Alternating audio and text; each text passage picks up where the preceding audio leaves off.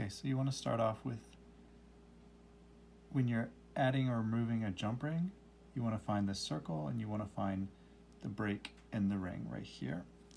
And you want to get a pair of pliers, and you want to still have the break right there. And get your 2 pair of pliers, and let's see if we can see this. Just open it up so it's staggered now. And we can either take off the piece like that, or if you've opened it up, you can put the piece on and then just do the opposite. Get your pliers on one side of the break and on the other side, and then just push them together a little bit more. Push them together. You can see that right there. Okay, that's it.